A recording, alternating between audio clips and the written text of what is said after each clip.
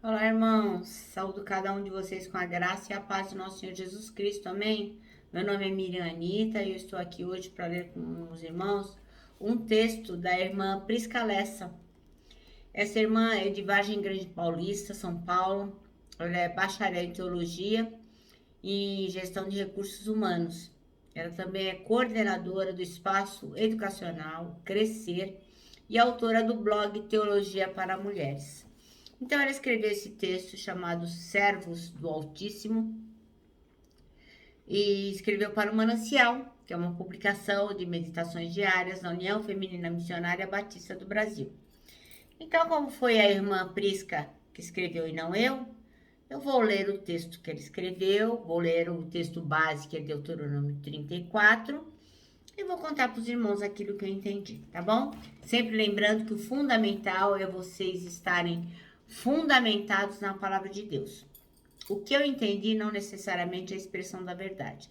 Então vocês devem orar e pedir a Deus que os oriente, tá bom? Então, falar em oração, vamos iniciar orando. Senhor Jesus, que a palavra de hoje da irmã Prisca possa falar no nosso coração, que a tua palavra, através de Deuteronômio, possa nos ensinar algo de forma que possamos colocar em prática. Perdoa os nossos pecados, é o que te pedimos. Amém. Bem, então ela baseou o texto dela em Deuteronômio 34. E eu vou ler com os irmãos, tá bom? É, para mim, um texto triste, né? Porque é a morte de Moisés. Ele não colocou os pés na terra prometida, mas, na minha opinião, ele recebeu a terra prometida, né? Através da fé. Então, vamos lá, ler a morte de Moisés. Então, Moisés subiu das campinas de Moabe ao Monte Nebo, até o topo de Pisga, do lado oposto de Jericó.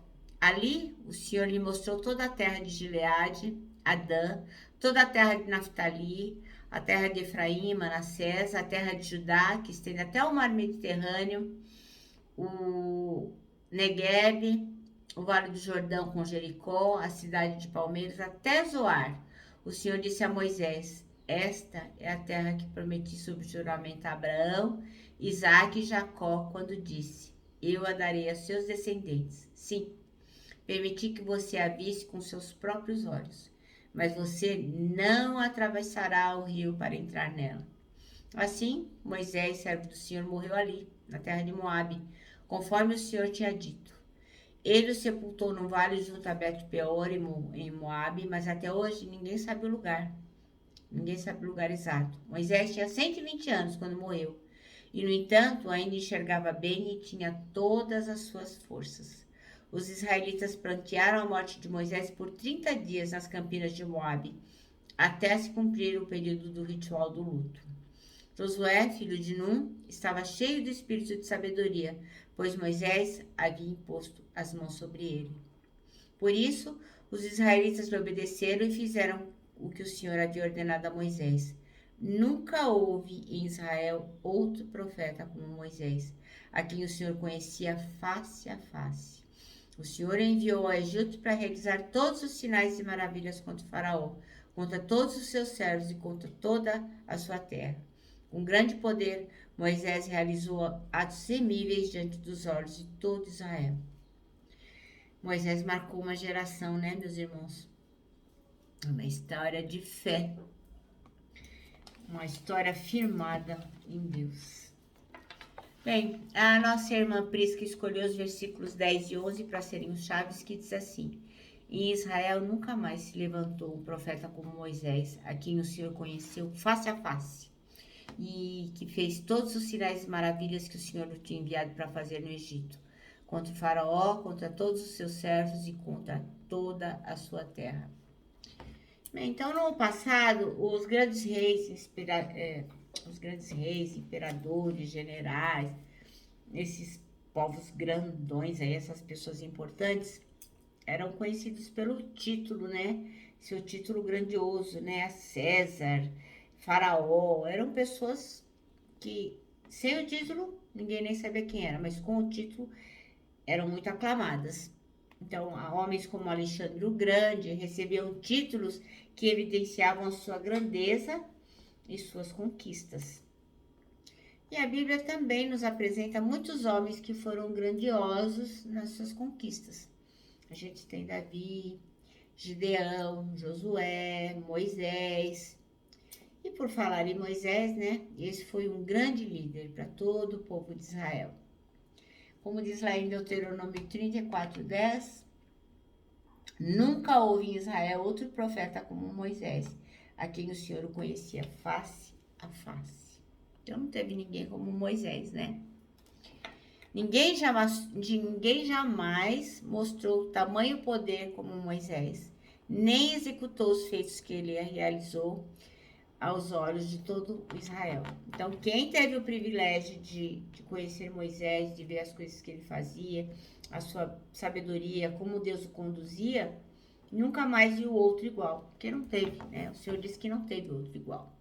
A sua trajetória de conquistas lhe rendeu um título muito grande, né? Então, ele era conhecido como Moisés, o servo do Senhor.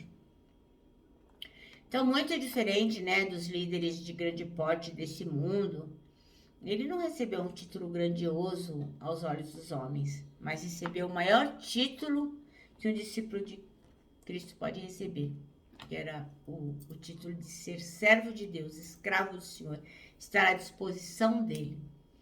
Esse é o maior título que um cristão pode receber hoje em dia, né?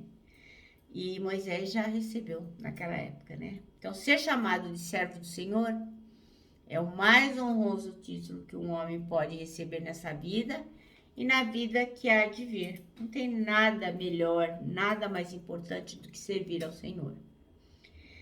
E a irmã Prisca diz que é assim que ela deseja ser apresentada naquele dia, né? No grande dia, quando for chamada diante do Altíssimo, ela quer ser chamada Prisca Lessa, serva do Senhor. Eu também. Mirianita, serva do Senhor. Eu creio que cada um dos nossos irmãos que estão aqui nos escutando também tem esse desejo, né? Então, o que nós temos que ter em mente é o seguinte: o Senhor, ele preza pela obediência, ele nos ama, mas ele quer que nós estejamos à disposição dele, à disposição daquilo que ele tem para nós, que nós possamos caminhar como ovelhas que vão na direção do seu pastor, aonde quer que ele nos indique, né? O mundo muitas vezes faz com que a gente procure glórias, né? Eu quero ser um grande doutor, um grande engenheiro, eu quero ser rico, eu quero um monte de coisa, né? Então a gente busca muitas vezes no mundo esse tipo de glória. Mas a gente tem que seguir o exemplo de Moisés, né? A gente tem que deixar a glória do Egito para trás, tudo que ficou lá, né? Todo mundo pode ter achado ele, nossa, um grande mágico, o cara que fez muitos milagres, né? Mas ele não se importou com isso, não. Ele deixou tudo para trás e humildemente o que ele fez? Ele abraçou o serviço de Deus. É isso que nós temos que fazer, porque não tem maior nobreza, maior interesse, melhor coisa a se fazer do que servir ao Senhor. Amém? Bom, o nosso manancial termina assim.